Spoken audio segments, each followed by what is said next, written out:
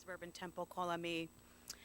And this afternoon, we are gathered to say goodbye to a beloved friend, mother, grandmother, aunt, and so much more. Death has taken our beloved Annette. Our friends grieve in their darkened world. In our silence, there is lamentation. In our tears, there is loneliness. Lost in our sorrow, may they find the presence of loving friends. Hear us, O God, be with us. For Annette's love that united us in life and which death cannot sever. For her companionship that we shared along life's path and which continues through the tenderness of memory.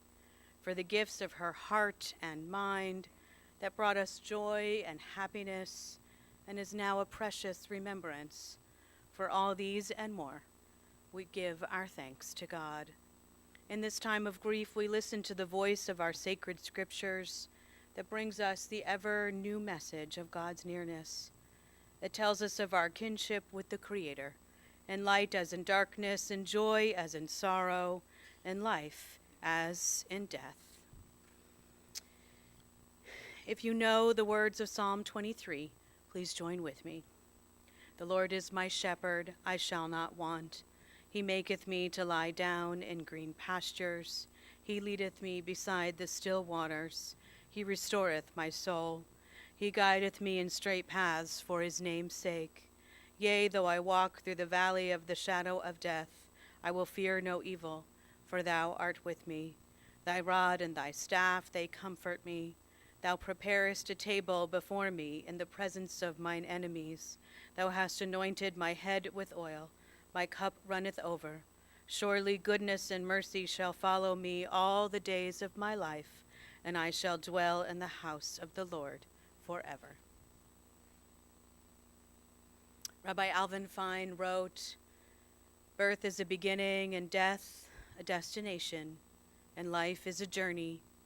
From childhood to maturity and youth to age, from innocence to awareness and ignorance to knowing, from foolishness to discretion and then perhaps to wisdom, from weakness to strength or strength to weakness and often back again, from health to sickness and back we pray to health again, from offense to forgiveness, from loneliness to love, from joy to gratitude, from pain to compassion and grief to understanding, from fear to faith, from defeat to defeat to defeat, until looking backward or ahead, we see that victory lies not at some high place along the way, but in having made the journey, stage by stage, a sacred pilgrimage.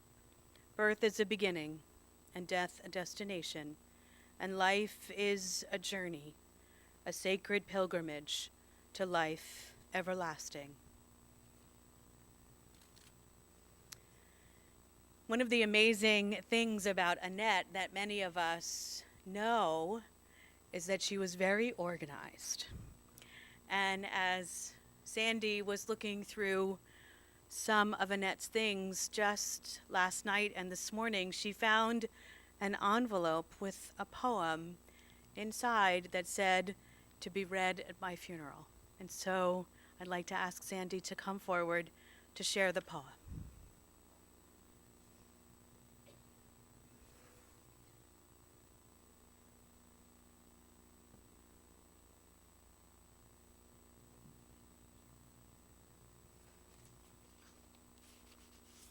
So as Alice, Rabbi said, I did find this in a file last night, and I loved it to the end, the instructions, "To all my offspring, to be read at my funeral, please." It's short, I promise. To the living I am gone, to the sorrowful I will never return. To the angry I was cheated, but to the happy I am at peace, and to the faithful I have never left. I cannot be seen, but I can be heard. So as you stand upon a shore, gazing at a beautiful sea, remember me. As you look in awe at a mighty forest and its grand majesty, remember me. As you look upon a flower and admire its simplicity, remember me. Remember me in your hearts, your thoughts, and your memories of the times we loved, the times we cried, and the times we fought, and the times we laughed. For if you always think of me, I will never be gone. To my beloved children and grandchildren, and this was written before she had 4 great-grandchildren, know that wherever I may be, I'll love you, always and always. Love, Amma.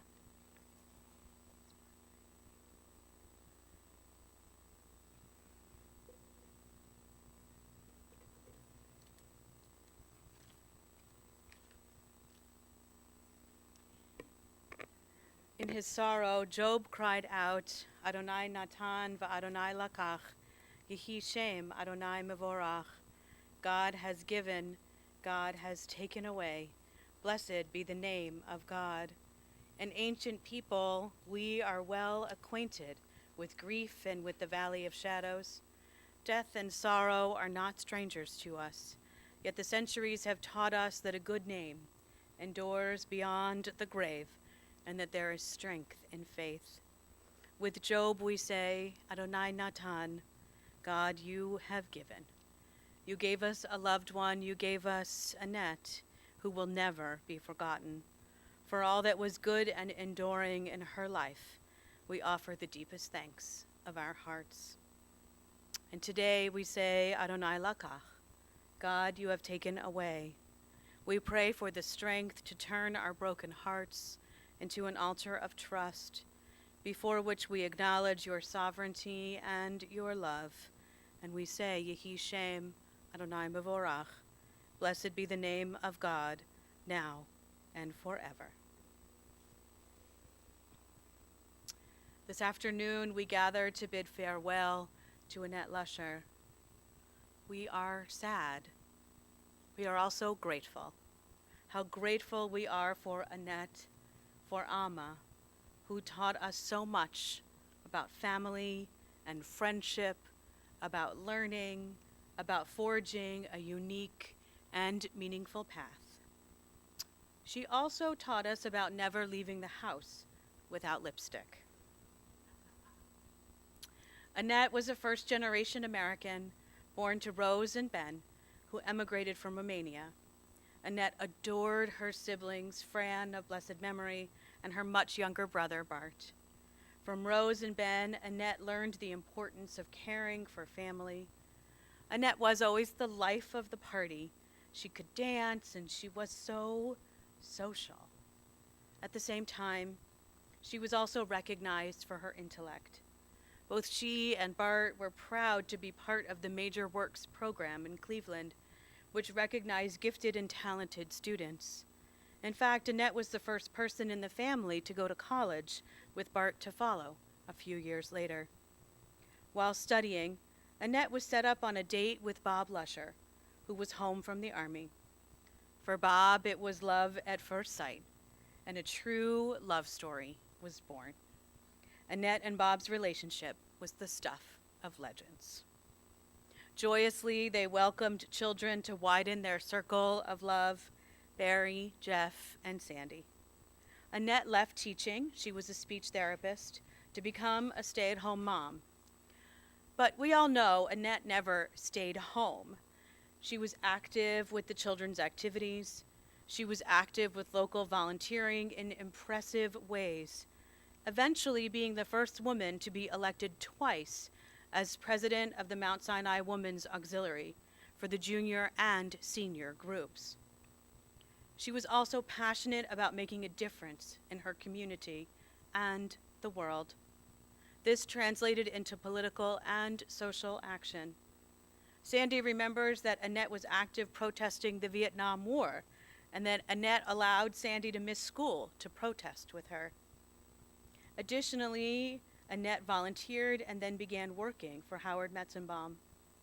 When she was doing this, she helped her nephew Brian get an internship in Washington, D.C., which he still calls the best summer of his life. She even went back to school to become a paralegal to continue working for him. Annette remained involved and knowledgeable and passionate about the world. She instilled in everyone around her this same passion. Annette achieved amazing things. She was a speech therapist in the schools, an office manager, a paralegal, a travel agent, a bank teller, and even after retirement, had a small business helping people pay their bills. Annette achieved these things because she loved learning, because she loved life, and she never let hard things keep her down. She was also terrifically organized. Nick remembers when he would have to go over and help Amma move her summer shoes to the top of her closet so her winter shoes would have their exact spot in the closet. And Elaine tells the best stories about traveling with Annette and how Annette would be packed, full outfit, shoes, jewelry, everything, to a week before the trip. She managed all of this because of her famous lists. It really did seem that there was nothing that Annette couldn't do. Well, let's face it, she couldn't really cook. Except for the famous gefilte fish appetizer. But while she couldn't cook, she could heat up a room. Annette was truly gregarious, as Bruce remarked, and really connected with everyone. It could take 45 minutes to enter or exit Corky and Lenny's and actually sit down, as Nick and Cameron often remember. It's said that Bob would go and sit outside on the bench a full 20 or 30 minutes before he actually knew they were leaving so that Annette could work the room. It's no surprise that everyone came to call Annette Amma, for she had that loving, welcoming spirit around her that enveloped you and welcomed you in. It was contagious. So while it may not have been delicious home cooking that brought the family together, she still brought the family together. It's a testament and a true legacy that Annette's 7 grandchildren have co-written a piece in her honor and memory today. I'd like to call all of them forward, and Nick will read the piece.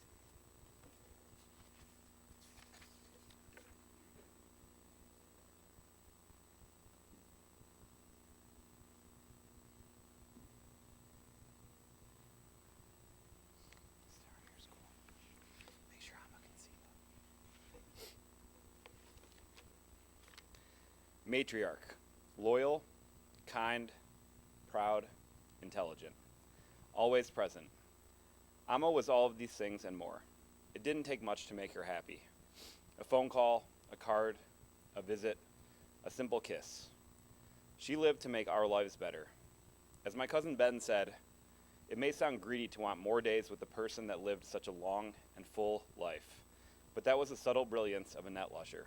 She left an imprint so strong, it's hard to imagine a world without her in it. There is no shortage of amazing, moving, and downright silly memories that come to mind when I reminisce on all the time I was lucky enough to spend with Amma. She taught me commitment and loyalty. She showed me how to lead with love and how to fight through adversity. And above all, she showed me what it means to be committed to family. I think it's safe to say that everyone here in this room today knows that family came first for Amma. She was always there to babysit Cameron and me when my parents needed a much-deserved break. Her life revolved around her annual trips to Florida and Colorado to see her children and her grandchildren. And although he passed before I was born, her commitment to her late husband and his memory allowed me to feel like I knew the grandfather I never got to meet. Yes, Amma was definitely never afraid to speak her mind, and I could always guarantee that she would greet me with a comment about my hair or beard. I know Joey and Cameron can relate to that as well. But the thing is, I always knew that no matter what, she was always in my corner. I only recently realized how important this security was to me as a child. Her loyalty shined when I watched her take care of her mother through thick and thin, and it was reciprocated as I watched my mother take care of Amma until the very end. Amma left an imprint on the world around her. For Cameron, what made his relationship so special was that Amma was always there for the small things. Sleepover, pancakes with strawberry and whipped cream at Big Boy, watching Teenage Mutant Ninja Turtle 3 for the 30th time, Boston Market before Temple, she couldn't cook, and Monday phone calls during rush hour, and everything else in between. And that was the thing about Amma. She was always present for her grandchildren. Whether in person, by phone, by email, or even Skype, Amma made it her job to be present. As she became more tech-savvy, she would make these weird and adorable cards for all of our significant events. When Julie was studying abroad in Italy, Amma made it a point to Skype with her on a monthly basis. She would call all of her grandkids regularly, calls that we all cherished.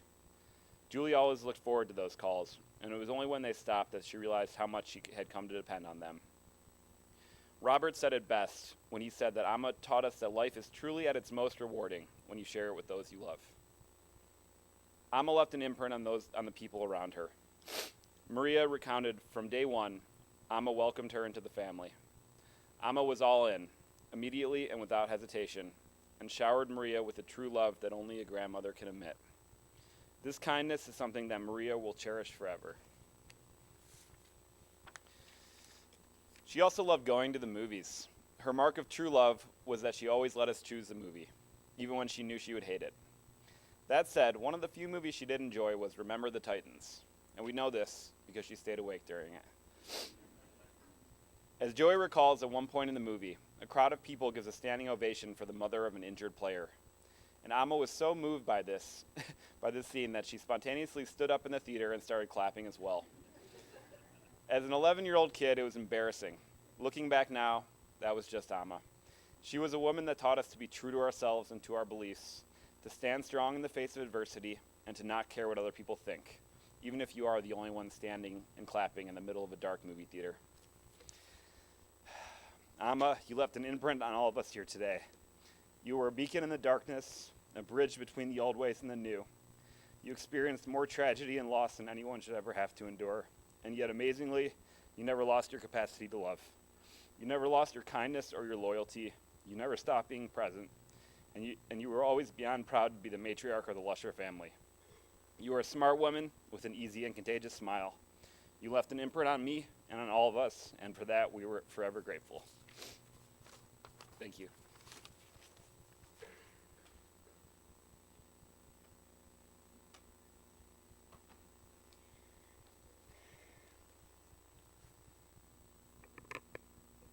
To talk to Annette was distinct. Of course, the gravelly voice stands out. Her beautiful smile, her clear opinions, sometimes without filter, her abiding love and passion for life, her pride and family, no matter what. I was struck by this stanza from the poet Mary Oliver. When it's over, I don't want to remember if I have made of my life something, don't want to wonder. Let me start that again. When it's over, I don't want to wonder if I have made of my life something particular and real. I don't want to find myself sighing and frightened or full of argument. I don't want to end up simply having visited this world. Annette Lusher did not simply visit this world. She made her life particular and real. She learned, she made a difference. She loved, she cared for, and she taught. So as we say farewell, we are confident, knowing that when we hold our families dear, when we remember to laugh, when we treat others well, when we seek justice, and when we always see the sweeter side of life, no matter what, then something of Annette will never die. Amen. We take a moment now for silent reflection.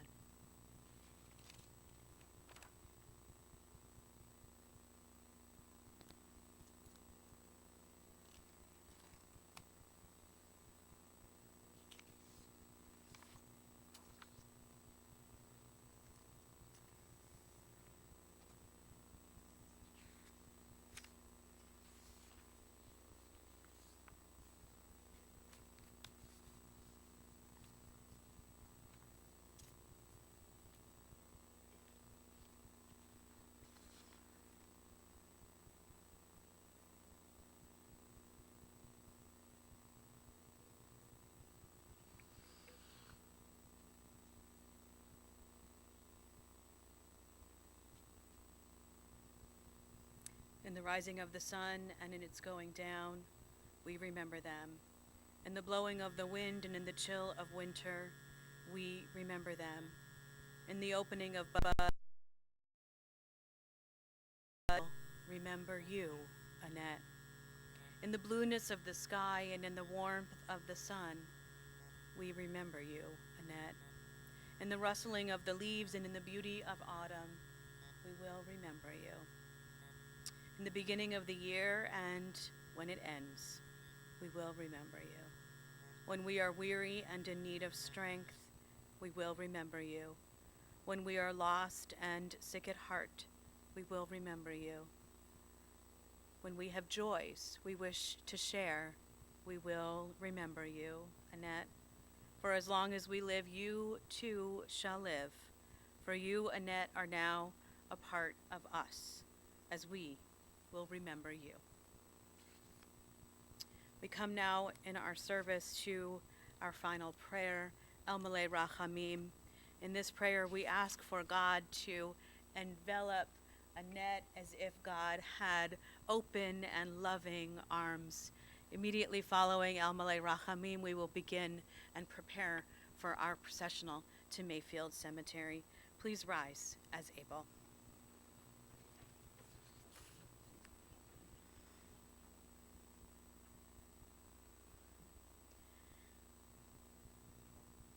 El Malei Rachamim, Shochein Bamromim, Hamsei Menucha Nechona Tachat Kanfei Hashchina, Im Kedoshim O Teharim Kezohar Harakia Mazhirim, Et Nishmat Yakireha Shahacha La'olama, Baal Harachamim Yastireha Beseter Knafav La'olamim, Vayitzur Bitzur HaChaim Et Nishmata, Adonai Hu Nachalata, V'tanuach Bashalom Al Mishkava, V'nomar, Amen.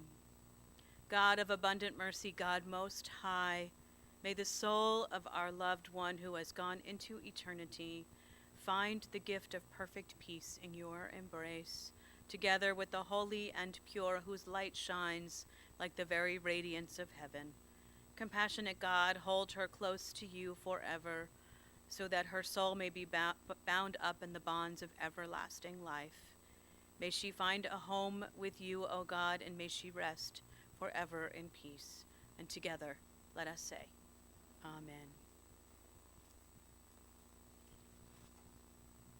May the Holy One of blessing, from whom all things come and to whom all things return, give us light and peace on this day of grief and mourning. And may our service of memory for Annette bring us comfort and strength. We prepare now for the cemetery.